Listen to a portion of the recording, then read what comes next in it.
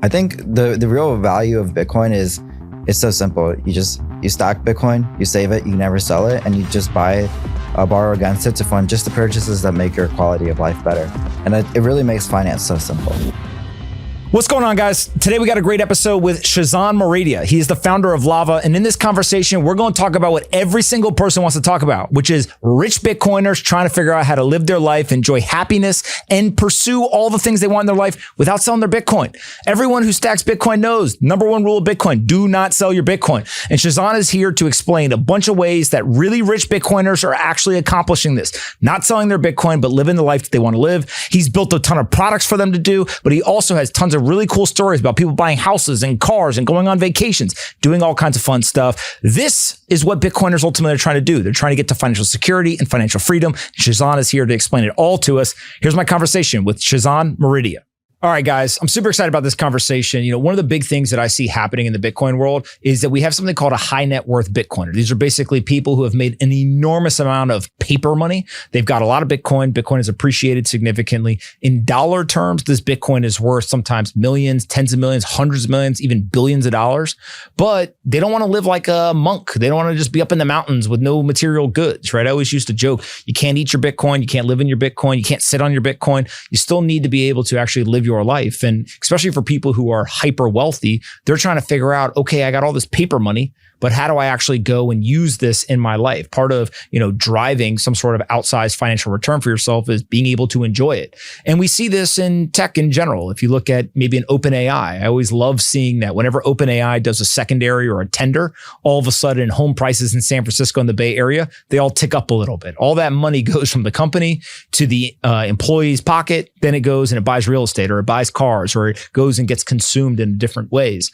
And so what we're going to do today is we're going to talk to a team that they've really been working hard on trying to figure out what is it that these high net worth Bitcoiners, what do they need? What are the solutions to their problems? How can you do something, which I try to do? How do you basically hold your Bitcoin, never have to sell it? Rule number one of Bitcoin, never sell, but also be able to live the life that you feel like you have either earned or you want to live. And so you don't want to have lots of Bitcoin, but live like a monk. And you also don't want to sell all of your Bitcoin and then have a bunch of material goods, but give up on kind of the Bitcoin dream or the Bitcoin thesis. And so that's what we're going to talk about today. Maybe where we can start with the conversation is describe these high net worth Bitcoiners, right?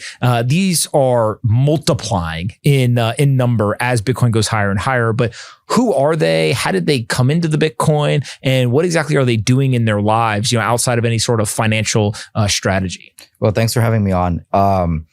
So a lot of these Bitcoiners, they accumulated their Bitcoin by selling their chairs, and now they realize that Bitcoin is the best savings asset. But we always say at Lava, it's not just about saving, it's about what saving makes possible, right? So what's really fascinating about a lot of these Bitcoiners is that they aren't actually necessarily extremely high income, but it's because they were saving in Bitcoin for the last decade that now they have so much wealth that they haven't been able to tap into. And now that Bitcoin has appreciated past 100K, a lot of them, I felt like that was really the price point where they were starting to look at, now how do I use this Bitcoin to make my dream purchases, to improve my quality of life. So a lot of these guys, they may not have actually had, millions and millions of dollars of income in a given year, but actually it was like not so how much you make, but how much you save. Exactly. And that saving then just got put into Bitcoin, and then Bitcoin kind of did the work from there. I've never seen a group of users that had such low income, but such high wealth. And really Bitcoin is what created that for them. The best decision that they made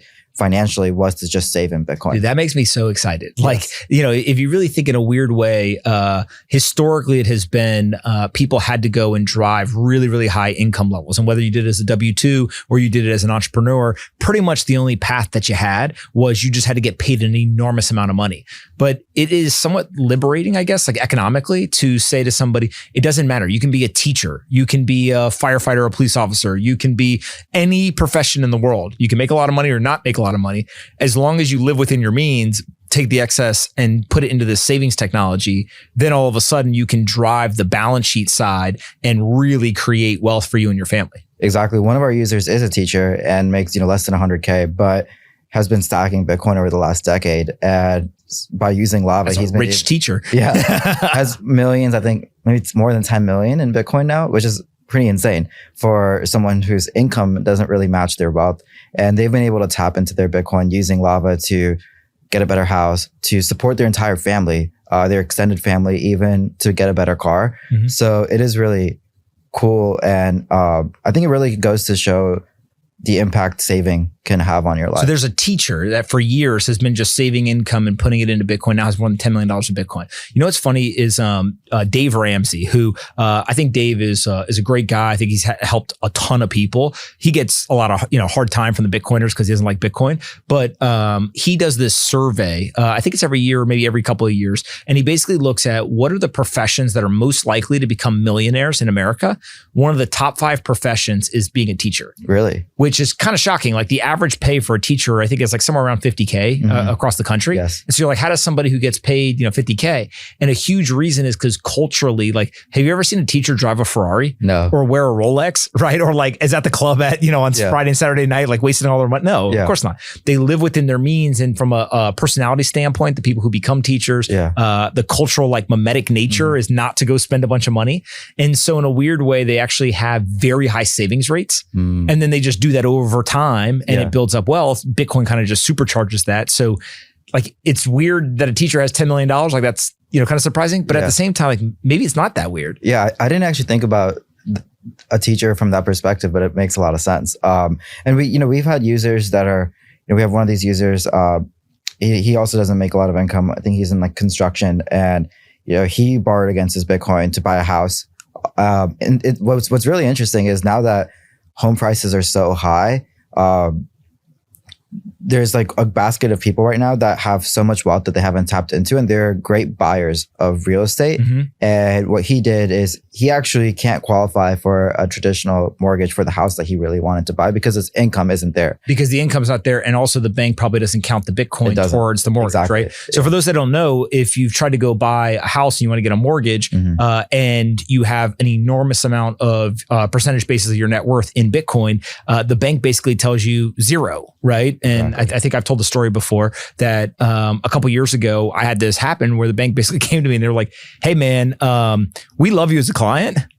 According to our calculation based on this bank framework, you don't have any money.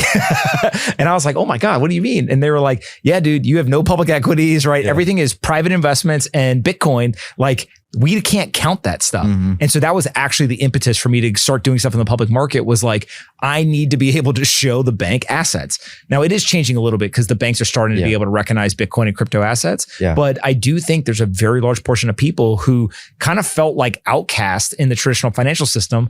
It's like, dude, I have this wealth, but it doesn't count. That he literally told me that he felt like an outcast. Oh, really? That's a right word to say. And especially one of the nice things about him being able to tap into his Bitcoin instantly with Lava was that he was able to take that cash right away and make a cash offer on his house. And in today's market, if you actually make a cash offer, you can get a 10 to maybe even a 20% discount on your purchase price. And he was able to get a discount on his purchase price and buy his dream house. All right. So let's talk about, before we get to the product you guys have built, I think there's a strategy, which maybe we'll call a little bit of alpha for people who, whether you have wealth or you're aspiring to kind of reach financial security and financial freedom, buy, borrow, die. Right? Like that is the quintessential strategy of rich people. Describe like how this strategy works in the traditional world. So basically the main alpha in finance is you want to buy what you think is the best savings asset, which, I think you and me and a lot of people believe is Bitcoin. You never want to sell your Bitcoin. That's what you mentioned. The first rule of your Bitcoin is to never sell your Bitcoin. If you sell an appreciating asset, you lose exposure to its upside. And 2, you have taxable consequences, which is why rich people, wealthy people have been doing this against real estate and equities for decades. And now Bitcoiners are able to do that too, because Bitcoin is appreciating at 50% compounded. If you can borrow at 5% against your Bitcoin, not only do you capture that spread between the upside and the interest rate, you also don't face the taxable consequences of selling your Bitcoin. Because what rich people are historically doing is, let's say they buy equities, they have S&P 500 exposure, rather than sell the S&P 500 exposure to go and buy a house, a car, spend it on a vacation, whatever, is they just borrow against it. And when they borrow, they're paying some interest, but to your point, they're avoiding the taxes, and then they don't have to give up the exposure. And, I always go back to my favorite example of what happens when you have equity exposure is Mackenzie Bezos. You know about this?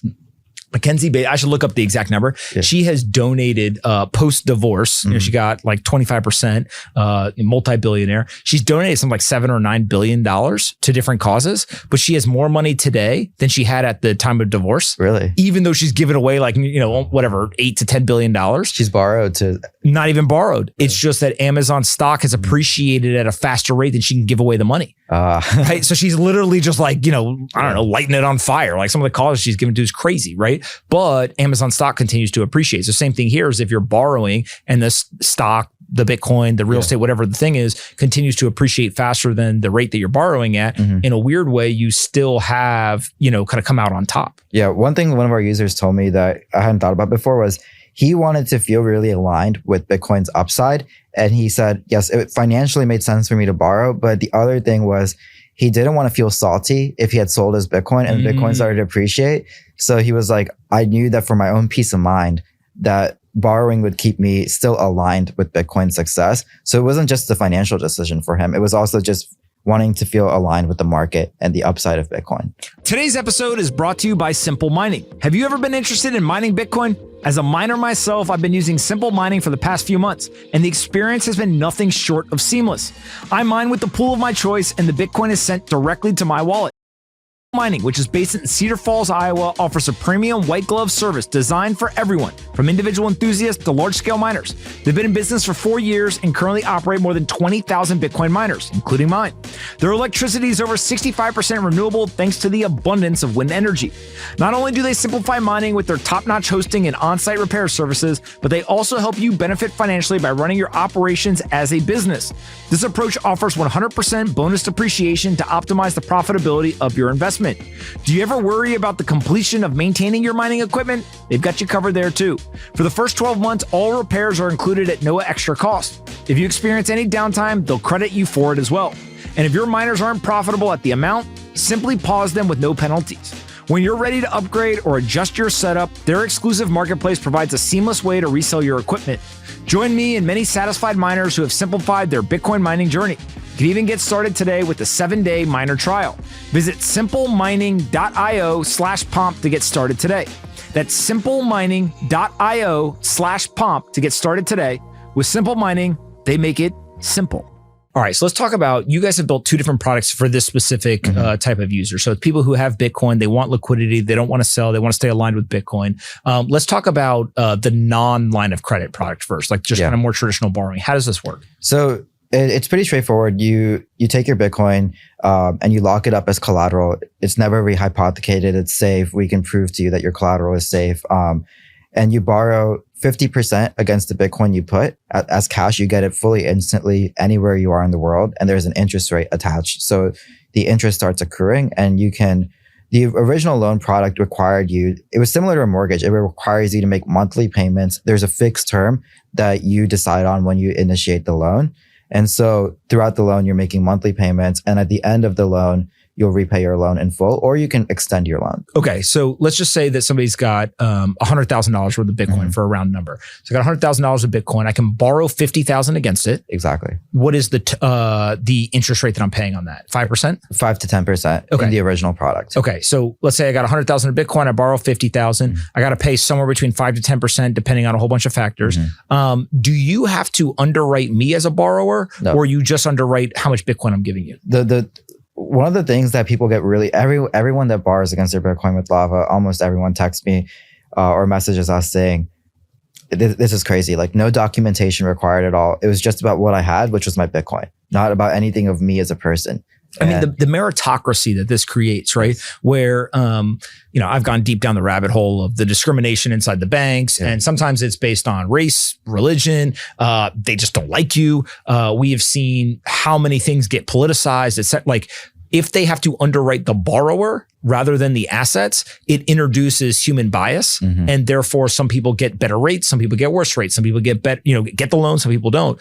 Here, what you're essentially doing is you're saying, I think anywhere in the world, doesn't matter who you are, if you show up with $100,000 of Bitcoin, we will give you a loan against it. And there's a rate. There is a term to it, and it is probably the most like meritocratic, transparent process. Like, this is the constraints. We're transparent about exactly what the rates are per the amount of borrow, and you just get the loan. Okay, so when somebody does this, let's just use easy numbers. I'm going to go ahead. I'm going to borrow $50,000. How long does that loan usually last for? Most people borrow for a year. Usually people have been extending their loans past that as well. So when you get to the end of the year, you just say, hey, extend me longer. Exactly. All right. And I just keep paying my 5% on a monthly basis. It's 5% annualized, but I got monthly payments. And as long as I keep paying, I'm good. What happens if I stop paying? If you stop paying, we actually don't close your loan, but your interest just accrues more. Got it. Okay. So you're just accruing it more. What are the cases where the $100,000 of Bitcoin that I'm posting does not become mine anymore? If it gets liquidated. And so how does that work? So any loan that you take that is over collateralized, the way it works for the lender to be able to offer you such a low rate is they need confidence that if your loan becomes under collateralized or close to that they can sell the Bitcoin. So they're always made whole, because from a lender perspective, this is essentially a risk-free rate of return that they're getting on their dollars, right? So there's a certain LTV. Anytime you make a loan, you can see that LTV, which is a loan to value ratio.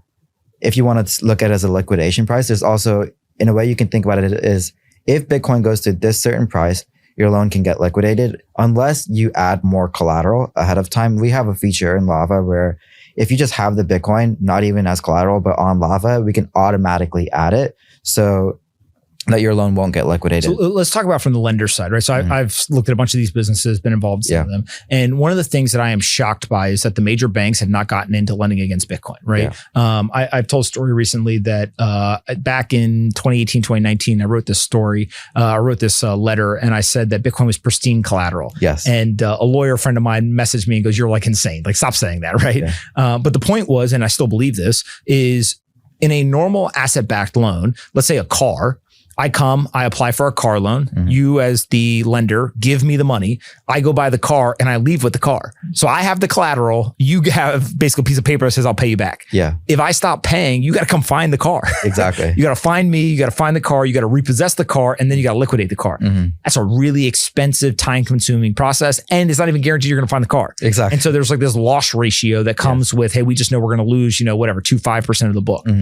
With Bitcoin, it is almost the exact opposite. It solves all these problems. So I'm going to give you $100,000 of Bitcoin. You're going to be a $50,000 loan. You got the Bitcoin, right? I got the money that I borrowed. If at any point the price of Bitcoin starts to go down, you don't have to sell $100,000 worth of Bitcoin, right? You can sell pieces because it's fractional. And so as you start to sell, you're essentially making sure that you guys aren't going to lose money. Exactly. But you're very clear and upfront with users in terms of here are the price points. And there's things they can do to cure it. They can post collateral, close out the loan, whatever. But this seems like a huge advancement for the traditional financial world. If now all of a sudden they can do over collateralized lending and do it at rates where people really want to borrow, it seems like it's serving both sides of the market. I think that, Bitcoin is the most liquid asset in the world. It trades 24/7 and globally. And, we've even seen a couple of weeks ago, someone, I think through Galaxy, sold more than $10 billion of Bitcoin and the price didn't move, which is pretty insane. I think in like 10 years, people will view lending against Bitcoin as the new risk-free rate of return. Now, when you look at this new product that you guys just came out with, this line of credit, explain what the differences are with the line of credit product. So one thing we realized as we were serving all these users taking what was previously I would call like a Bitcoin mortgage, was that a lot of people are retired on Bitcoin and they want more flexibility on payments and on terms. And so this new line of credit, it is the first line of credit against Bitcoin. I call it a BLOC, kind of like a HELOC, but for Bitcoin. And it's fully open term. So when you borrow against when you lock your Bitcoin, your loan can be open indefinitely. So as someone who never wants to sell your Bitcoin, you have this loan that is this line of credit that is open indefinitely forever. And on payments, instead of a fixed payment schedule, now you have fully flexible repayments. You can repay whenever you want. There's no required monthly payments. So really what we did here is we still offer fixed rate, flexible repayments, and open terms, really to offer people what I think is the ideal loan product because it is the most frictionless, simple, and safe. Now, when you do this, again, I post $100,000, you give me a $50,000 loan. Two things that I think are pretty interesting. One, there's no end to the loan. So I could do this for 20 years if I want, right? Yeah. Now I'm accruing interest there. Yes. And I could choose to pay monthly or I could choose just to pay at the end. Exactly. And so it gives like maximum flexibility. What are reasons why somebody would not want to pay monthly and just kind of pay off at So one of our users, he doesn't make any income right now. He doesn't have a job. He has Bitcoin and he's an investor, actually, like an angel investor. And he's actually been borrowing with Lava right now. But he was telling me that what would be the ideal preferred use case for him. He borrowed to buy a house and also to buy a really nice car. And he was saying in 2 years, he's expecting that one of his companies is going to go public. So he's going to have a liquidity event. But for those 2 years, he actually doesn't want to make any payments. And so now with this line of credit, he can do that because he can borrow $1 million against $2 million of Bitcoin. He can accrue interest. And when one of his companies goes public, if he wants to, he can sell that stock and pay down some of his line of credit. Got it. And what are some other examples of people using these products? Like, what are they buying? Any really crazy stories of people doing kind of insane things? Yeah, there's one guy. This is also kind of interesting. He's like a customer support. He's been in customer support client services, for just fintechs. Not an extremely high paying job actually, but his dream purchase ever since he was a kid was to buy a Porsche. And he actually bought a Porsche using Lava the other day, which is, a very flashy purchase. But that was his dream purchase, and he was able to do. I don't know if I'd recommend that, right? I don't know if I'd recommend. Basically, take out a loan to buy a Porsche. Yeah, exactly. But it is a very flashy purchase. But I actually talked to him about it after because he hadn't told us that was what he was doing. But then he messaged us about it, and I thought it was a pretty so that's interesting too. Is like they don't even tell you what they're using the loan proceeds for, right? If you go to a bank and you want a loan, they not only want to know what it is, they kind of like pass judgment. Exactly. If you were like, hey, I want to take a loan to go buy a Porsche, like they're definitely not giving you a loan. Yeah. Yeah, I think that for me, I have the ethos of Bitcoin as a savings asset. And I think Bitcoin has a lot of implications for consumerism. But we're not going to judge you on whatever you do with the loan proceeds. Yeah. All right. So I'm an investor. Yeah. You guys have raised a bunch of money from a lot of people. How do you guys make money? Today's episode is brought to you by Xapo Bank. Are you a Bitcoiner looking for yield, security, and liquidity? Xapo Bank is a fully licensed private bank and a virtual asset service provider. They're regulated in Gibraltar, and they've built one of the most trusted vaults for Bitcoin custody since 2013. And now they offer so much more too. Security is just the start. With Xapo Bank, your Bitcoin can grow every single day.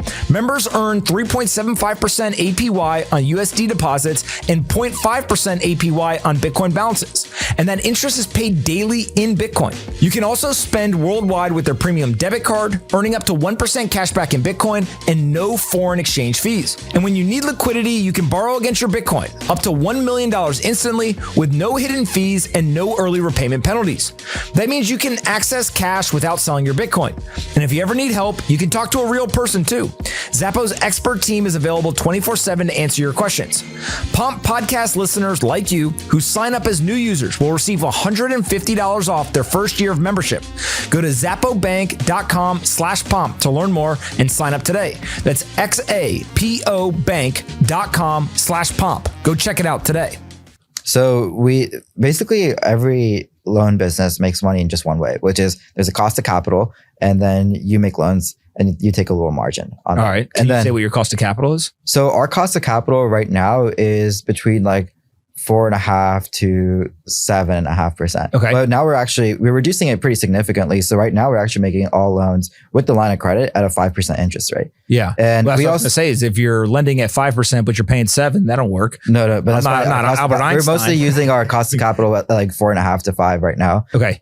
But the other thing that we're also doing is we also may just make money when users use us through other things. So loans, we're actually not trying to make, we're trying to just be break even on the loan product. Okay. Right now. How else do you make money?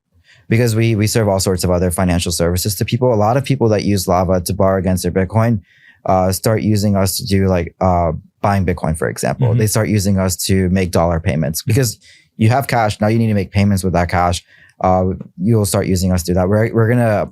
There's a lot of products that we have in beta that we haven't announced that people are using us for to more seamlessly make their payments. And really for Lava, what we aim to be is a technology company for Bitcoin wealth management. So I think you have all these crypto trading companies right now in crypto. We don't really want to touch any other digital asset other than Bitcoin, but we've seen that people use Lava for buying a house, all these other things. And there's software that we're going to create that makes all of these things a lot easier for you to manage your Bitcoin wealth. Why don't you want to do anything else? You're not like into ETH or Sol or Avalanche or Dogcoin or Fartcoin or any of these? So the way I kind of view Bitcoin's vision is that it really makes saving simple. Like the reason I got into Bitcoin originally, just based on my background, was I saw my parents struggling with not just figuring out how to make income, but how to store the value of their money. And Bitcoin to me is sound money.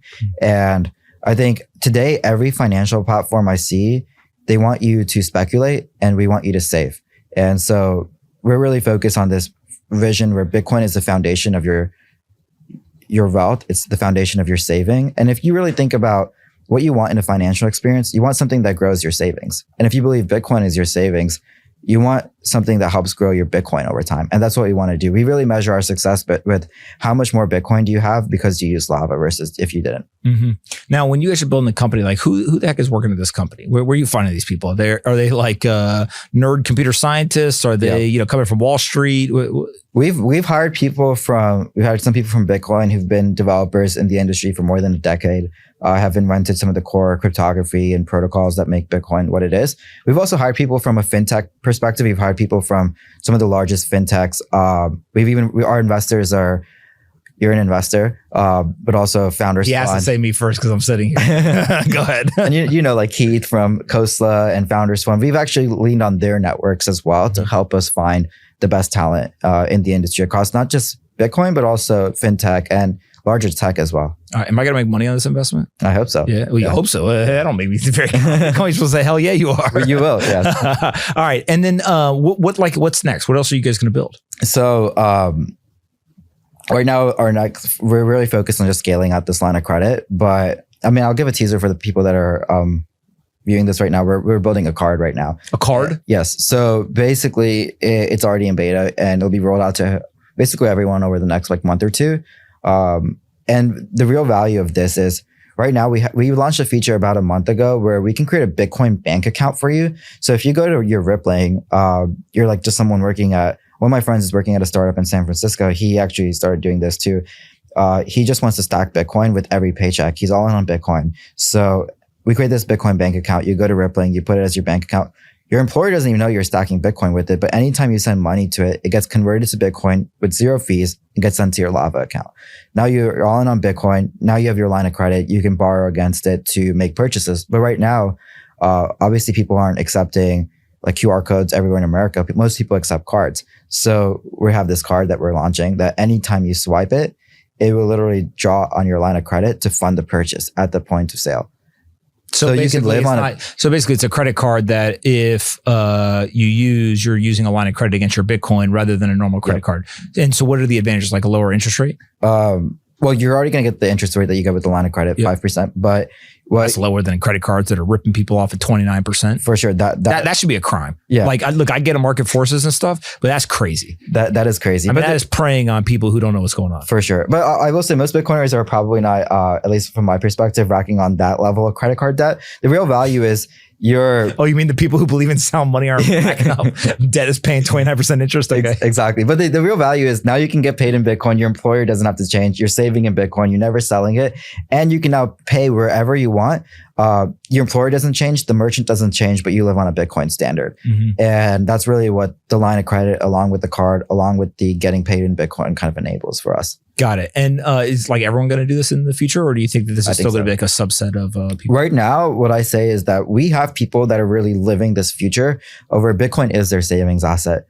Obviously, not everyone in the world is, but I've seen over the last few years that more and more people are living this future. One thing that's kind of interesting. You got cash? You got dollars? I mean, I have just enough dollars for any purchase that I make. All right. So I'm all in on Bitcoin. But You're like a Bitcoin maximalist, dollar minimalist. Exactly. I call it base Bitcoiners. Base Bitcoiners? Because they're living a Bitcoin-based lifestyle. Okay. And then one thing I've realized is a lot of people, they started only stacking like 10% of their wealth in Bitcoin, but then they just become base Bitcoiners because of Bitcoin's appreciation. Yeah. Well, you know what's funny is I used to be like that, right? Yeah. I mean, there's a famous picture of my wife sitting on the floor in an apartment we had. We don't need a couch. We're good for a couple months. But also you start, you get married, you got kids, all that kind of stuff. Like the kids, they can't eat Bitcoin, right? And then if you sell it, then you got the tax consequences. Exactly. So then all of a sudden it becomes this weird dynamic where you want to stack as much Bitcoin as possible, but also you're like, I do need the dollars because I got to get rid of these things, in the coming months. So it is this, as people I think get a little bit older, as they have a little bit, different responsibilities in life, it almost becomes this thing where you want to keep the ethos of Bitcoin, but also, in a way, buying the Bitcoin and then coming back out of the Bitcoin may actually be more detrimental than just maybe saving a little bit of, cash in like a expense account, if you will, right? Exactly. Or just at the time of purchase, to borrow on your line of credit. That makes it. What is the card going to be called? Just a lava card. Just a lava card? Yeah. That's fine. Anything else that you think that people should know about, or any other tips, tricks, alpha you got for them? I think the real value of Bitcoin is, it's so simple. You stack Bitcoin, you save it, you never sell it, and you just borrow against it to fund just the purchases that make your quality of life better. And it really makes finance so simple. In Satoshi we trust. In Satoshi we trust. Okay. All right. Where can people go to check out Lava? You can go to our website, lava.xyz, and download our mobile app or use our web app. All right. Can I do something I've never done on the podcast before? You like feedback? Yeah. Yeah. I want everyone to go in the YouTube comments and leave a comment whether you think I'm gonna make money on this or not. We're going to find out. I want good feedback if you use the product. I want bad feedback, suggestions. I want you to critique it, everything you got, and then you guys go through and see what. I'll respond to every comment. You're going to respond to it? Yes. There you go. All right. I appreciate taking the time to do this. We'll do it again in the future. Yes. Thanks, Mom.